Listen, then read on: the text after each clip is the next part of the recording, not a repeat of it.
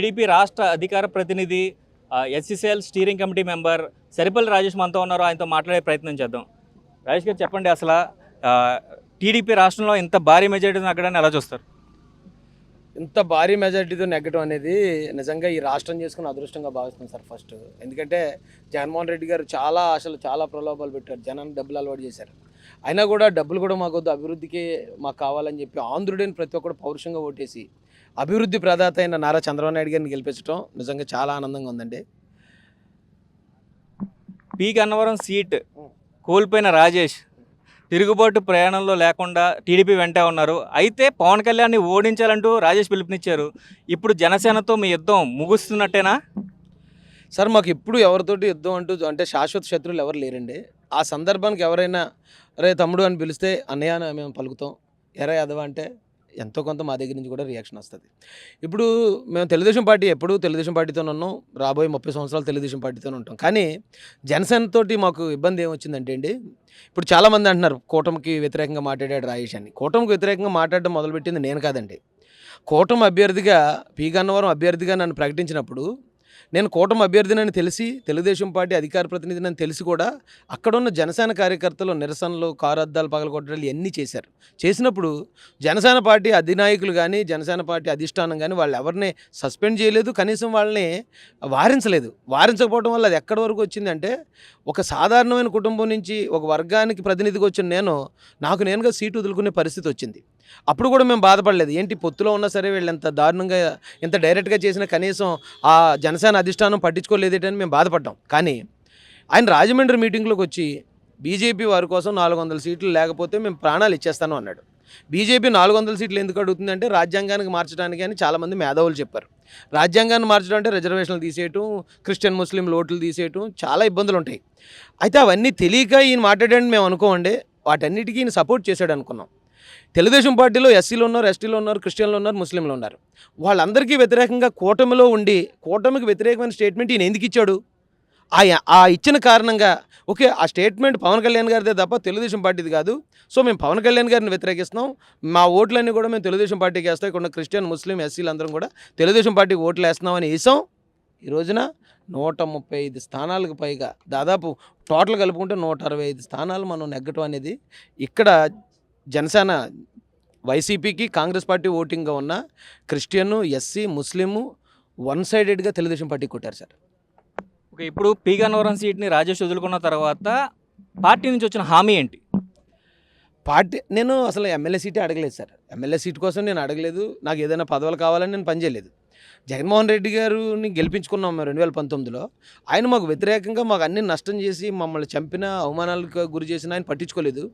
ఆయన ఎలాగైనా ఓడించి ఈ కింద వర్గాలు, తక్కువ కులాలు, చేమల్లాంటి మనుషులు అనుకుని తక్కువ చూపు చూస్తున్న వాళ్ళు కూడా తలుచుకుంటే ఒక ముఖ్యమంత్రిని కూడా దించగలుగుతారు సీట్ నుంచి, అతన్ని ఓడించగలుగుతాం అనేది నిరూపించాలనుకుని మేము తెలుగుదేశం పార్టీ కోసం పనిచేసాం. కానీ ఈ క్రమంలో తెలుగుదేశం పార్టీ అధినాయకుడు చంద్రబాబు నాయుడు గారి ఆయన గొప్ప వ్యక్తిత్వం మేము తెలుసుకున్నాం.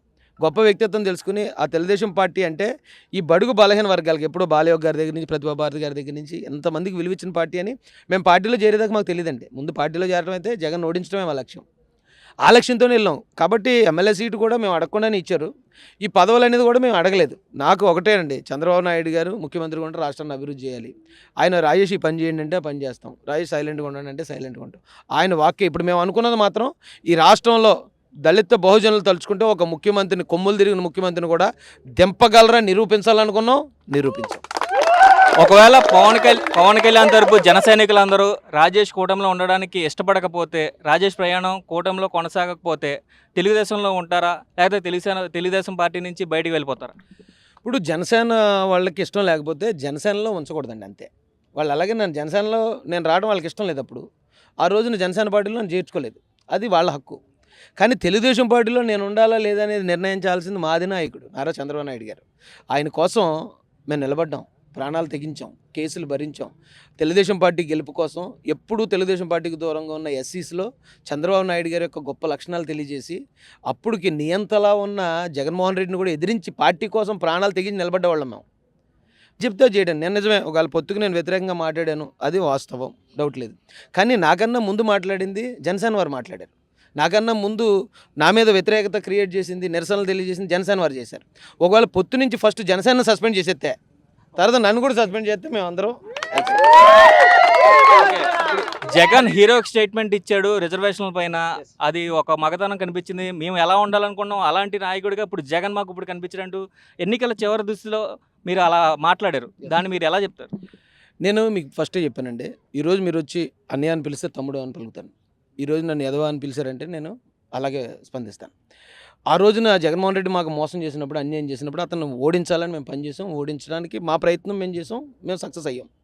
కానీ జగన్మోహన్ రెడ్డి మాకు అనుకూలంగా మాట్లాడినప్పుడు, వర్గాలకు బలహీన వర్గాలకు నేను అండగా నిలబడతాను అన్నప్పుడు, శత్రువు అయినా సరే ఒప్పుకుని తీరే నైజం అది. అతను శత్రువు కాబట్టి మంచి చేసినా సరే మేము పట్టించుకోము, లేకపోతే అతను శత్రువు కాబట్టి ఆడ ఎంత మంచివాడన్నా మేము ఏదో అని చెప్తాం అనే రకాలం కాదు. మేము మంచి ఉంటే అది ఎక్కడున్నా మంచే, చెడు ఉంటే నా పక్కన ఉన్నవాడు చెడ్డగా ఉన్నా సరే నేను అతను ఇమ్మీడియట్గా తిరస్కరిస్తాను. బడుగు బలహీన వర్గాలకి రాజేష్ సపోర్ట్ ఎలా ఉండబోతుంది ఫ్యూచర్లో? బడుగు బలహీన వర్గాలకు నేను సపోర్ట్ ఇవ్వడం నా కుటుంబ సభ్యుడిని. నేను ఆ ఇంట్లో వాళ్ళకి ఏదైనా కష్టం వచ్చిందంటే మొదట కన్నీరు నా కంట్లోంచి కారుతుంది.